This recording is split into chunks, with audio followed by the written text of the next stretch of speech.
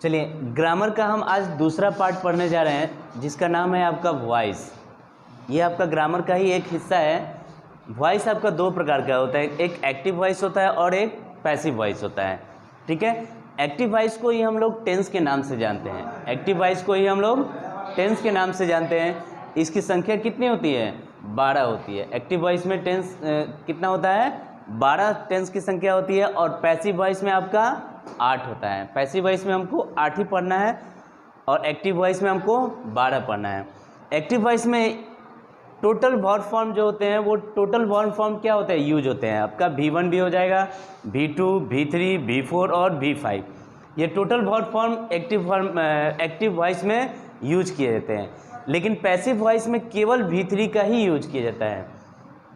Passive voice में केवल V3 ही use किया जाता है, इसलिए V3 को ज़्यादा से ज़्यादा हम याद करेंगे उतना ही हमारे लिए क्या होगा, ये बेटर रहेगा। ठीक है, तो अब आगे चलते हैं। इन active voice sentence is started with subject. Active voice में वाक्य की शुरुआत सब्जेक्ट से किया जाता है। जैसे Ram writes a letter, Ram एक पत्र लिखता है। यहाँ पर राम हमारा क्या हुआ? सब्जेक्ट हुआ। राम हमारा सब्जेक्ट हो गया, राइट्स हमारा क्या हो गया? वर्ब हो गया, और लेटर हमारा क्या हुआ? ऑब्जेक्ट हो गया। लेटर मेरा ऑब्जेक्ट हो गया। वही पैसिव वॉइस की बात करें तो in passive voice sentence is started with object. Passive voice का वाक्य जो होता है ऑब्जेक्ट से शुरू किया जाता है। पैसिव वॉइस का वाक्य ऑब्जेक्ट से शुरू होता है। जैसे यहाँ देखिए, ए लेटर है ना, ऑब्जेक्ट आपका ए लेटर से शुरुआत हम इसको किए हैं। ठीक है, फिर आपका ये टेंस के अनुसार यहाँ पे क्या होता है? इज लग जाता है। और राइट्स हमारा V5 था, यहाँ पे आपका ये क्या हो जाएगा? V3 हो जाएगा। हम आपको पहले बताए हैं यहाँ पे कि पैसिव वॉइस में हमेशा क्या होते हैं? V3 का ही यूज किया जाता है। फिर आप बाई लिखेंगे और फिर आप सब्जेक्ट जो होता है, एक्टिव का सब्जेक्ट हमारा क्या होता है? अंत में आ जाता है बाई के साथ। ये आपको हम आगे के रूल में ये बताएंगे। ऐसा बाई राम क्यों लिखे हैं, रिटन क्यों है, लेटर क्यों हम आगे आए हैं, ये आगे क्वेश्चन में हम लोग आपको बताएंगे। ठीक है, एक और थोड़ा सा पॉइंट है, देख लेते हैं यहाँ पे। ये है आपका सब्जेक्टिव केस, ये आपका ऑब्जेक्टिव केस। अगर मान लीजिए सब्जेक्ट के रूप में आपका आई हो तो पैसिव वॉइस में ये ऑब्जेक्टिव फॉर्म में चला जाता है। तो ऑब्जेक्टिव फॉर्म इसका क्या होता है? मी हो जाता है। ठीक है, अगर आपका सब्जेक्ट के रूप में क्या हो? वी हो, तो पैसिव में चले जाए तो यहाँ पे क्या होता है? आपका अस हो जाता है। ठीक है, अगर सब्जेक्ट के रूप में आपका क्या हो? यू हो, तो वही पैसिव में चला जाएगा तो क्या हो जाएगा? यू का यूए हो जाता है। ऑब्जेक्टिव केस में यू का यू हो ही रहता है। अगर सब्जेक्ट आपका क्या हो? ही हो, तो ये जो ऑब्जेक्टिव केस बनेगा तो आपका हिम हो जाएगा। सब्जेक्ट आपका क्या हो? सी हो, तो ऑब्जेक्टिव केस में आपका ये क्या होता है? हर हो जाता है। इट रहता है तो इट हो जाता है। दे होता है तो देम लिखा जाता है ऑब्जेक्टिव केस में। यही मान लीजिए अगर राम हो या फिर कोई नाम हो, इटी से दे देते हैं, राम या कोई नाम या कोई नॉन लिविंग थिंग्स हो, अगर इसका हम लोग ऑब्जेक्टिव केस लिखने जाएंगे तो राम का आपका क्या होगा? राम ही लिखा जाएगा। सीता का आपका सीता ही लिखा जाएगा। इसमें कोई चेंजिंग वगैरह नहीं आता है। ठीक है, अब चलते हैं हम एक एक करके। ये 8 होता है टोटल। 8 को हम लोग क्या करेंगे? एक एक करके डीपली पढ़ेंगे। ठीक है, चलिए हम लोग क्या करेंगे? पहला हम लोग पैसिव वॉइस का पहला हम लोग पढ़ने जा रहे हैं। ठीक है, ये आपका पहला आपका होता है प्रेजेंट सिंपल इन पैसिव। पहला हो जाता है प्रेजेंट सिंपल इन पैसिव। इसका एक्टिव का सेंटेंस होगा सब्जेक्ट प्लस V1 या V5 plus object plus other word. ये एक्टिव का स्ट्रक्चर हुआ। सेंटेंस आपको इसी फॉर्म में मिलेंगे। ठीक है, तो इसको जब हम लोग पैसिव बनाने जाएंगे तो ऑब्जेक्ट को हम लोग क्या करेंगे? पहले ला देंगे। उसके बाद हम लोग इज, आर, एम लिखेंगे। फिर V1 और V5 को V3 में चेंज कर देंगे। फिर मेरा अदर वर्ड यहीं रह जाएगा। फिर आपका बाई लिखा जाता है और फिर क्या लिखते हैं? सब्जेक्ट को उठा यहाँ से अंत में लिखते हैं। ठीक है, जैसे इस पे एग्जाम्पल एक क्वेश्चन हम आपको दे रहे हैं, Ram writes a letter. Ram writes a letter, तो यहाँ पर देखिए ये आपका सब्जेक्ट हो गया, ये आपका वर्ब हो गया और ये आपका ऑब्जेक्ट हो गया। ठीक है, सब्जेक्ट, वर्ब और ऑब्जेक्ट। हम क्या बताएं आपको कि ऑब्जेक्ट को आपको शुरू में लाना है। तो ए लेटर मेरा ऑब्जेक्ट हुआ, इसको हम शुरू में ला देंगे। ए लेटर फिर क्या करना है आपको इज आर एम लिखना है। तो ए लेटर के अनुसार इज, सिंगुलर सब्जेक्ट हो तो हम लोग इज लिखते हैं, अगर प्लूरल सब्जेक्ट रहता है तो हम लोग आर लिखते हैं। ठीक है, आज ही आपको हम समझा देंगे सिंगुलर सब्जेक्ट, प्लूरल सब्जेक्ट और सिंगुलर वर्ब और प्लूरल वर्ब क्या होते हैं। इज हो गया, उसके बाद आप V3 का यूज करेंगे। तो राइट्स का V3 आपका क्या होगा, रिटेन। राइट्स का V3 आपका रिटेन। अदर वर्ड तो नहीं है मेरा, उसके बाद क्या लिखेंगे, बाई। बाई का बाई हो गया। सब्जेक्ट आपका क्या है, राम। राम को लास्ट में हम लाएंगे तो राम का क्या होगा, राम ही लिखा जाएगा। ठीक है, इसमें कोई चेंजिंग नहीं आएगा। अब आगे चलते हैं इंट्रोगेटिव सेंटेंस की तरफ। इंट्रोगेटिव सेंटेंस में शुरुआत होता है आपका do does plus subject plus not plus V1 plus object plus other word plus by plus subject और लास्ट में आपका क्वेश्चन मार्क रहेगा। तो इस सेंटेंस को जब आप पैसिव बनाने जाइएगा, इस स्ट्रक्चर को हम पैसिव बनाने जा रहे हैं, तो सबसे पहले हम लोग क्या लिखेंगे, इज आर एम पहले लिखना है। डू डज के लिए हम लोग क्या लिखते हैं, is are am. Do does के लिए इज आर एम। इसमें से कोई आपका सब्जेक्ट की जगह यूज हो सकता है, जैसा सब्जेक्ट वैसा वर्ब। उसके बाद हम लोग ऑब्जेक्ट को यहाँ पे लाते हैं, ऑब्जेक्ट लिखेंगे, फिर क्या लिखेंगे, नॉट लिखेंगे, फिर V1 है आपका तो यहाँ पे V3 हो जाएगा। फिर आपका ये अदर वर्ड यहाँ दिया हुआ है तो अदर वर्ड यहाँ लिख देंगे।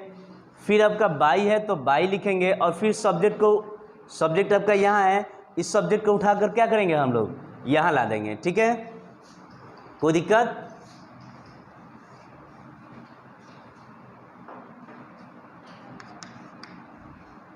अब इस पर आपका एक क्वेश्चन हम दिए हुए हैं एग्जाम्पल में, do you play cricket, do you play cricket. अब ये देखिए आपका ये डू डज पहले हो गया, उसके बाद सब्जेक्ट हो गया, वर्ब हो गया और क्रिकेट आपका क्या ऑब्जेक्ट हुआ। तो यू के अनुसार तो मेरा ये डू लिख लिए हैं, ठीक है, लेकिन ये क्रिकेट है, क्रिकेट मेरा ऑब्जेक्ट है, ऑब्जेक्ट मेरा क्या होगा, पहले आएगा। तो क्रिकेट के अनुसार क्या लगेगा, इज की इज लगेगा या आर लगेगा। तो क्रिकेट आपका क्या है, सिंगुलर है, क्रिकेट आपका सिंगुलर है, इसलिए यहाँ हम लोग इज लिखेंगे। पहले क्या लिखेंगे, इज, इज आर एम में से लिख लिया हम इज। अब ऑब्जेक्ट लिखना है, ऑब्जेक्ट मेरा क्या है, क्रिकेट है, तो क्रिकेट यहाँ लिखा जाएगा। ठीक है, सेंटेंस में नॉट तो नहीं है तो छोड़ देंगे, नॉट नहीं है तो। फिर अब क्या है, V3 है, तो प्ले का हम लोग V3 क्या लिखेंगे, प्लेड लिखेंगे। प्ले का V3 प्लेड लिखेंगे। और फिर आपका ये क्या फिर हम क्या लिखेंगे, अदर वर्ड तो नहीं है मेरा, छोड़ देंगे। फिर बाई है तो बाई लिखेंगे।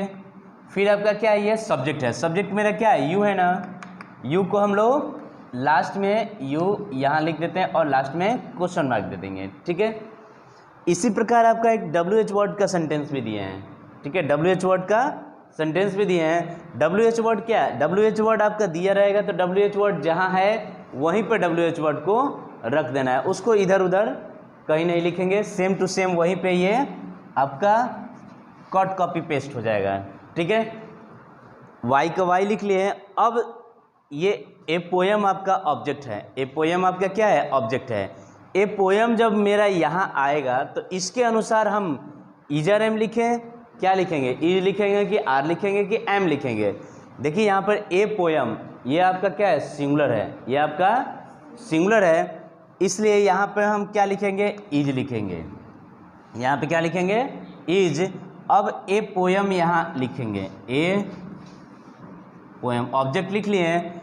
ऑब्जेक्ट के बाद हमारा देखिए नॉट है, तो नॉट तो सेंटेंस में नहीं है आपका तो छोड़ देंगे। फिर V3 लिखना है, तो राइट का V3 क्या होगा, रिटेन, राइट का V3 रिटेन।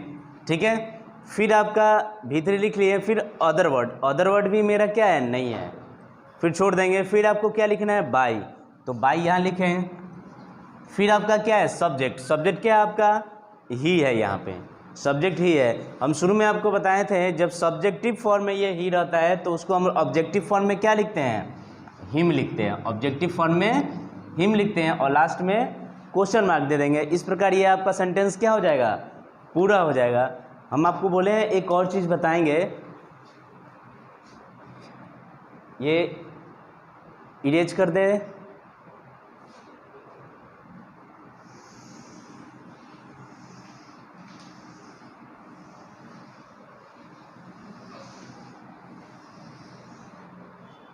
चलिए देखिए, हम आपको V1 और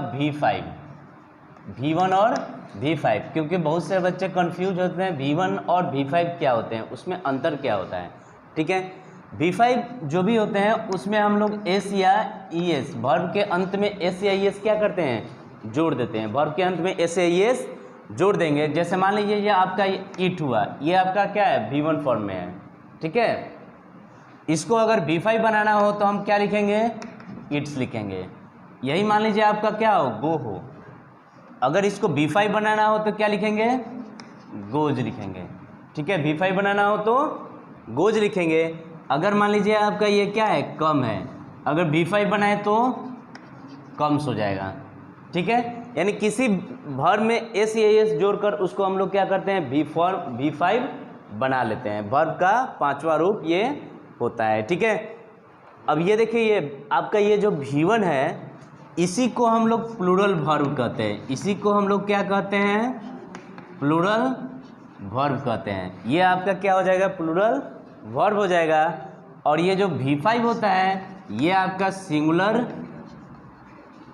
वर्ब हो जाएगा। V5 आपका क्या होगा, सिंगुलर वर्ब हो जाएगा। ठीक है, V5 आपका सिंगुलर वर्ब हो गया, V1 आपका क्या हो जाएगा, प्लूरल वर्ब हो जाता है। ठीक है, अब सिंगुलर सब्जेक्ट की बात करते हैं। तो सिंगुलर सब्जेक्ट आपका, सिंगुलर सब्जेक्ट आपका ये जैसे आपका ये ही हो गया, सी हो गया, ईट हो गया। ठीक है, या कोई सिंगुलर नाउन, ये सब हम क्या कहलाएंगे, हमारा सिंगुलर सब्जेक्ट। तो सिंगुलर सब्जेक्ट के अनुसार हमारा क्या होगा, सिंगुलर वर्ब होगा। सिंगुलर सब्जेक्ट के अनुसार हमारा सिंगुलर वर्ब होगा। ठीक है, प्लूरल सब्जेक्ट आपका ये आई हो जाता है, यू हो जाता है, वी, फिर दे और प्लूरल नाउन आपका क्या हो जाएंगे, ये आपके प्लूरल। आई जो है एक्सेप्शन है, आई क्या है, मेरा एक्सेप्शन है। ये सिंगुलर भी होता है और प्लूरल भी होता है। कहीं कहीं इसका प्लूरल फॉर्म में यूज किया जाता है और कहीं कहीं आपका सिंगुलर फॉर्म में यूज किया जाता है। अब देखिए एक और इसमें डीपली बात बता रहे हैं। यहाँ पे आपका ये क्या है, सिंगुलर है। आप कभी ये हैज देखते होंगे, HS हैज, WS वाज। ठीक है, ये हैज और वाज ये हमेशा देखिए ये सिंगुलर वर्ब के साथ ही यूज होते हैं, सिंगुलर सब्जेक्ट के साथ ही यूज होते हैं। ही के साथ हैज लगता है, सी के साथ हैज लगता है, क्योंकि ये आपका क्या है, V5 है। ये आपका क्या है, V5 है। और वाज भी आपका क्या है, V5 है, यानी इसमें भी एस लगा है। तो ये भी आपका क्या होता है, सिंगुलर नाउन के अनुसार प्रयोग किया जाता है सिंगुलर वर्ब, यानी सिंगुलर सब्जेक्ट के अनुसार सिंगुलर वर्ब और प्लूरल सब्जेक्ट के अनुसार प्लूरल वर्ब। प्लूरल वर्ब आपका ये हैव भी हो जाएगा। ठीक है, हैड सिंगुलर और प्लूरल दोनों के साथ यूज किया जाता है। हैड आपका सिंगुलर और प्लूरल दोनों के साथ यूज किया जाता है। ठीक है, और ये आई के साथ यू कम गो हो जाएगा, आई के साथ कम हो जाता है, यू के साथ ईट हो जाता है। ये आपका क्या है, प्लूरल वर्ब। प्लूरल वर्ब तो प्लूरल सब्जेक्ट। सिंटेक्स में नियम यही है, सिंगुलर सब्जेक्ट के साथ सिंगुलर वर्ब, प्लूरल सब्जेक्ट के साथ प्लूरल वर्ब। और प्लूरल वर्ब आप जान गए कि V1 होते हैं वो क्या होते हैं, हमारे प्लूरल वर्ब होते हैं, और V5 होते हैं वो सिंगुलर वर्ब होते हैं। जिस वर्ब में एस या एस जुड़ा रहता है वो हमारा क्या होता है, सिंगुलर वर्ब कहलाता है, और जिस वर्ब में एस या एस नहीं रहता है वो हमारा प्लूरल वर्ब कहलाता है। ठीक है, अब चलते हैं वॉइस के दूसरे रूल के तरफ, जिसका नाम है प्रेजेंट कंटिन्यूअस।